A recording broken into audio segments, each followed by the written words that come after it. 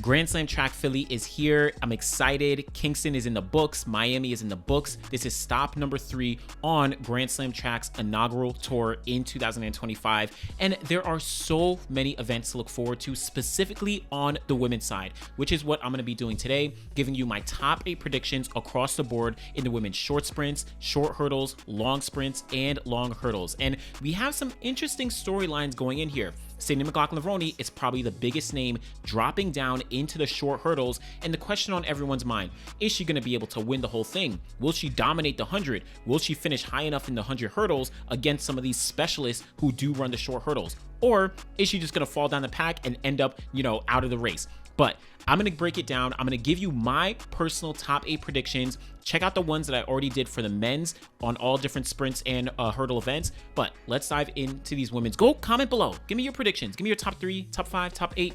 Let's jump in to the women's short hurdles first off, because this is what everyone does want to talk about. This field is stacked. Tia Jones, Danielle Williams making a comeback, Tania Marshall, Ditajì Kambundji. This field is absolutely stacked. But starting from the bottom, in 8th place overall, I do have Ditajì Kambundji from Switzerland. She actually just opened up her season at the Rabat Diamond League running 12.71 seconds. So, she is kind of just ramping things up. This will be her second race of the 2025 outdoor season. She has run indoors, got the silver medal at the World Indoor Champs, also got the gold medal at the European Champs, almost breaking the world record in the 60-meter hurdles.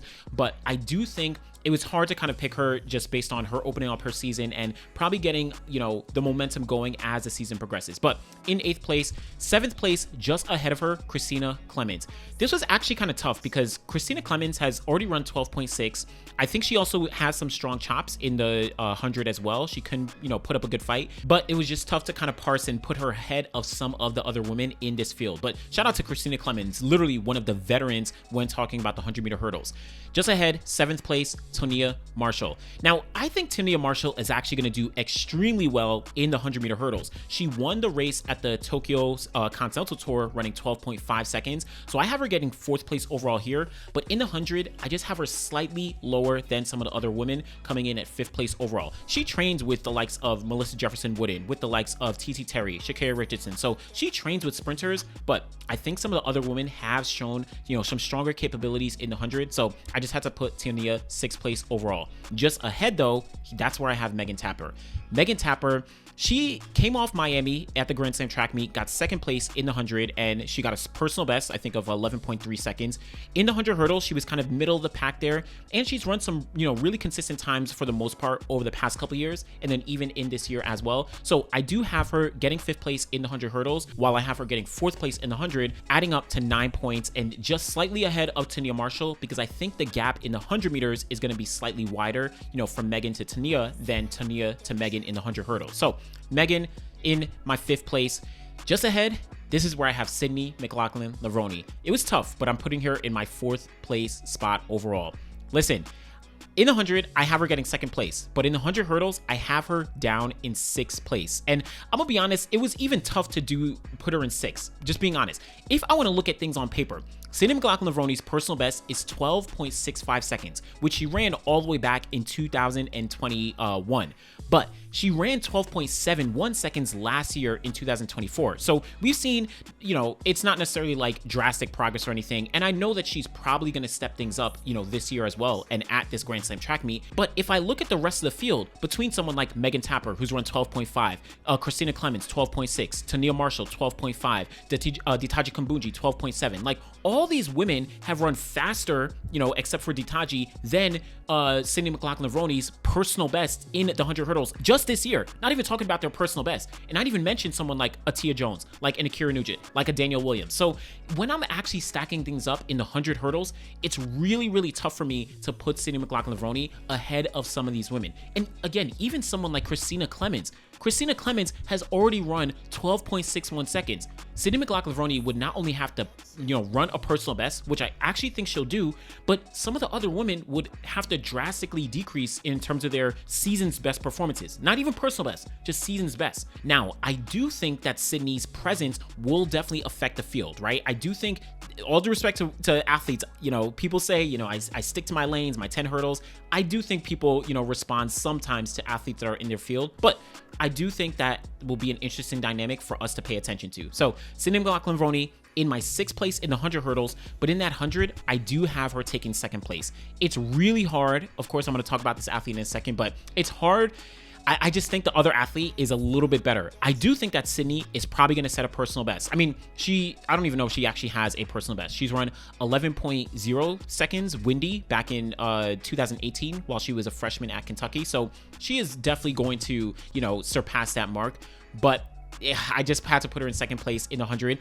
Ultimately evening out for 11 points overall. Go ahead, debate me in the comments if you think I'm wrong, but it is what it is. Number 3, Danielle Williams. Danielle Williams won the Grand Slam title at the Kingston Grand Slam track meet. She went over to China, so she didn't compete in Miami, but coming back here, I have her getting 3rd place in the hurdles and then 3rd place in the 100. Yes, in the 100, she did win it over Ackera Nugent and over the rest of the field, but I do think that Sydney, as well as, you know, another athlete, you know, you could probably guess, is probably going to be a little bit better than Danielle, just based on the momentum over the past couple weeks. But that's Danielle Williams. In 2nd place, Tia Jones. Tia Jones, in my opinion, is absolutely on fire this year. And outside of Masai Russell, who beat her with the American record, you know, at the Miami Grand Slam track meet, Tia Jones is the 2nd fastest woman, you know, in the world this year and number 3 all time. 12.19 seconds, you know, to win, or I'm sorry, to get 2nd place. But Masai Russell is not in this race. So Tia Jones, and Tia Jones won in Kingston. She got 2nd place in Miami. It's going to be hard to bet against her now here. So shout out to Tia Jones. I do have her at the bottom of the pack in the 100. Like, unfortunately, that's what's happened in Kingston and Miami. So by way of getting those 12 points in the 100 hurdles, that's going to set her up for 2nd place here. And of course, my winner here is going to be Ackera Nugent. Ackera Nugent taking the title once again. I have her getting 2nd place in the 100 hurdles and getting the win in the 100 meters. She won the 100 at the Miami Grand Slam track meet, equaled her personal best, 11.09 seconds. I think she wants to continue that momentum.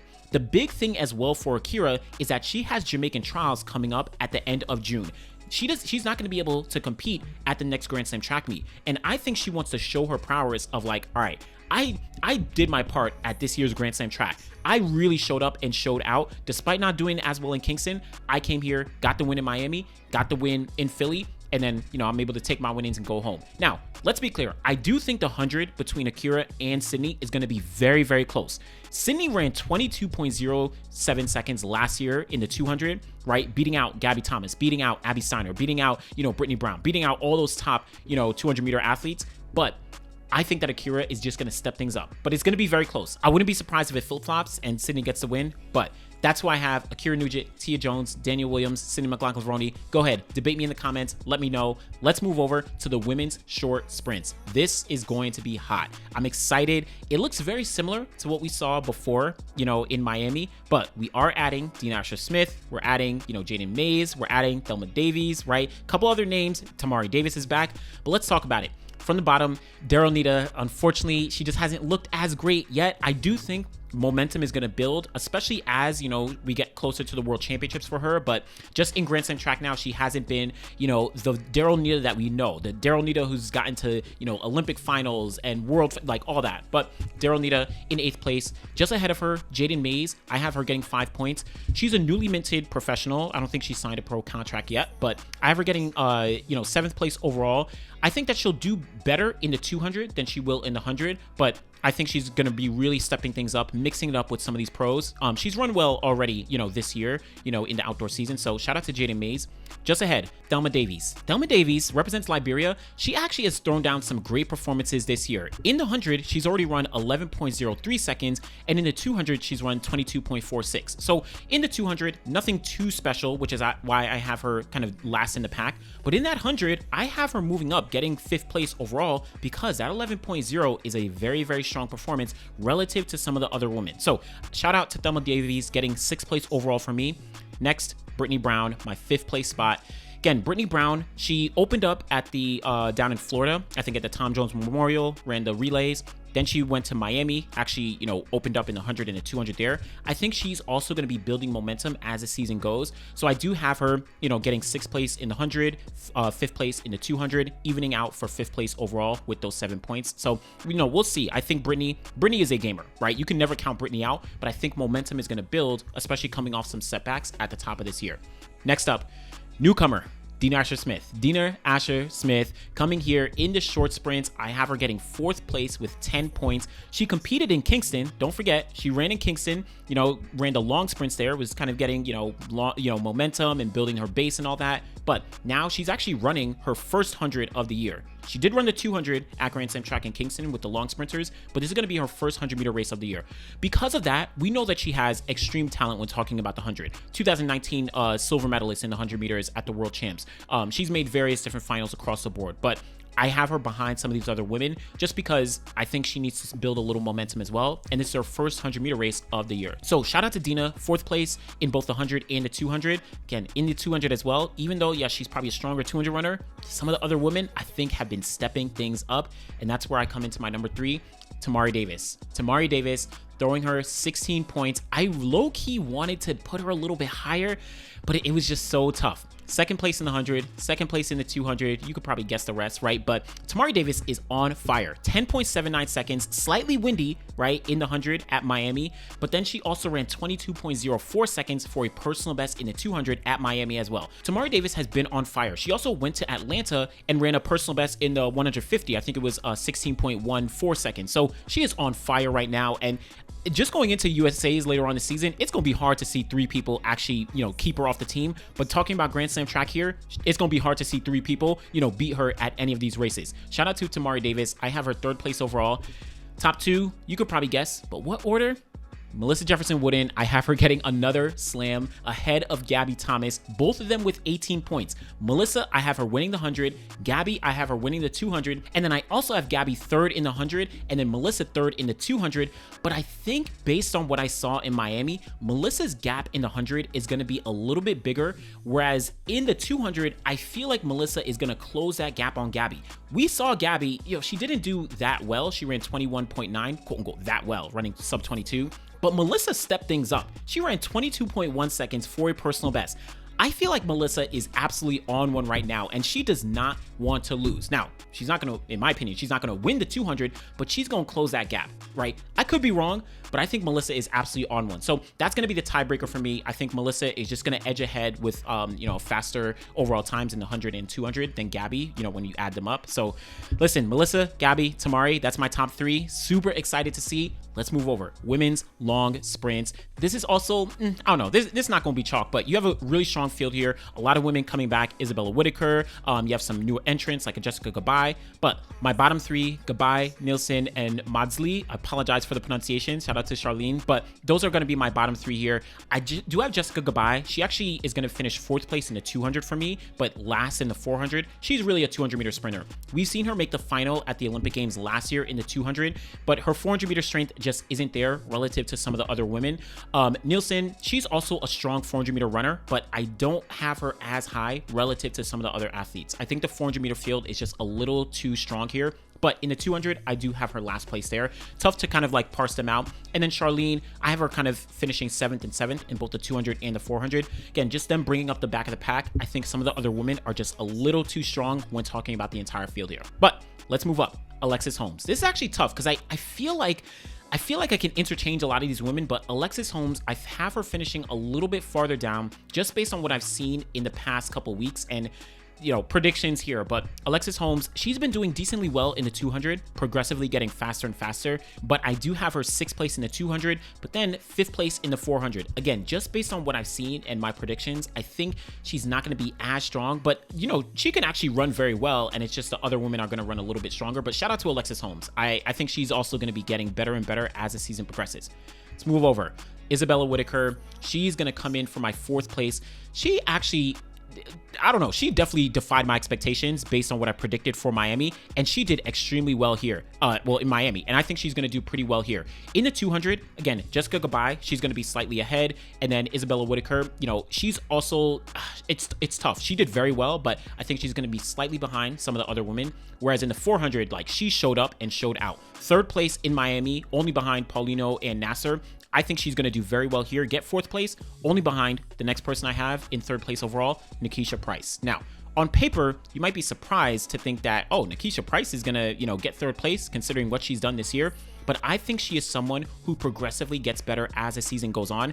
And Nikisha Price has the Jamaican trials coming up at the end of June. So not only is she unfortunately not going to be in Grand Slam Track Los Angeles, but she also has to be ready to qualify for the World Championships this year. Now, I don't think that's going to be an issue for her, but I do think that she's really going to step up here.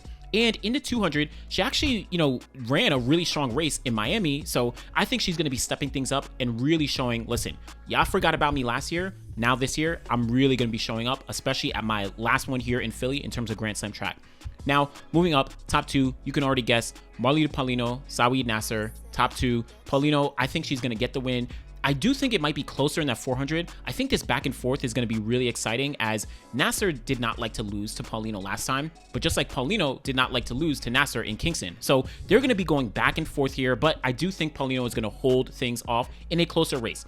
Paulino didn't race since Miami. Nasser, she went to the Doha Diamond League and got the win there in 49 seconds. So, you know, she's been able to, you know, compete, but Paulino, I have her taking the win. Nasser, second place. Nikisha Price, third place overall. Again, y'all can debate me, but it's my predictions. We'll see what actually does pan out in Philly. Finally, let's talk about the women's long hurdles.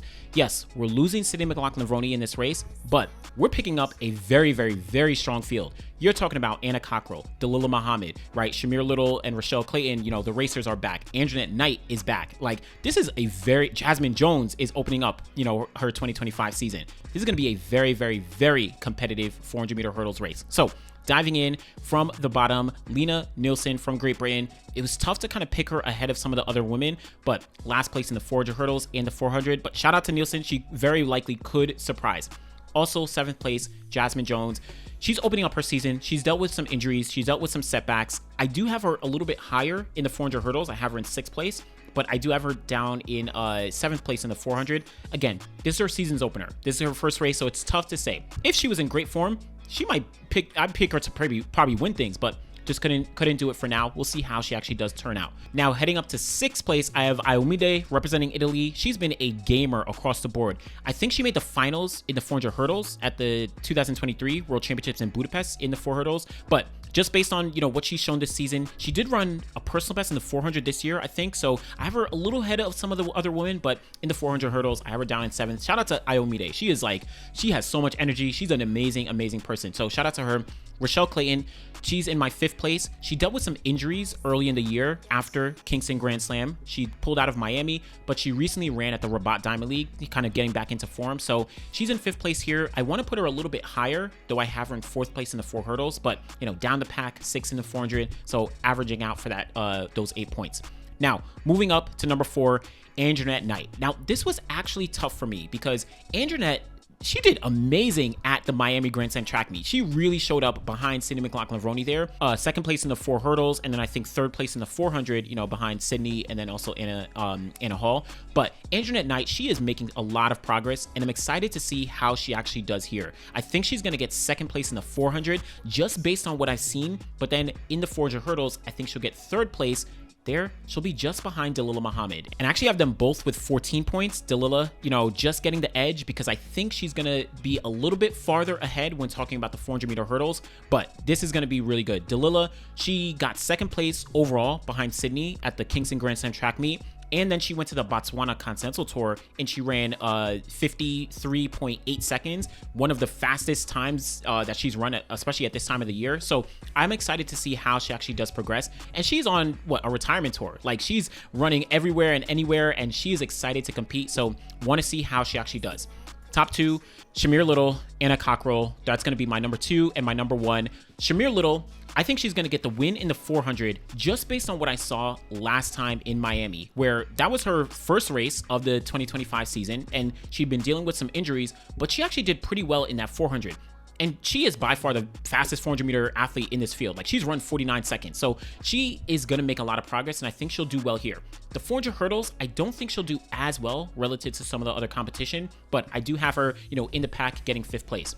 Anna Cockrell, though, Anna Cockrell is absolutely on one. And I feel like Anna Cockrell has been waiting to get in a field like this. She's going to win the 400 hurdles, in my opinion. She just broke the American record in the 300 meter hurdles earlier this year. She also has run 53.8 seconds already. She is in some great form. Like, don't sleep on Anna Cockrell. She might do some crazy damage here. In the 400, I have her a little bit farther down the pack. In 4th place is where I have her here, but Anna Cockrell is absolutely on one. And let's not forget what she did back at her days while she was at USC, right? Where she was doubling in the short hurdles and the long hurdles and running on those 4x4s. So shout out to Anna Cockrell, Shamir Little, Dalila Muhammad. Those are my top 3. I do think Anjanette Knight could surprise some people here, or surprise me here, right? Because I'm picking her for 4th. But those are the predictions for the women. If you haven't already, check out the men's predictions that I already put out yesterday. The women, this is very tough, not easy. Go ahead, debate me in the comments.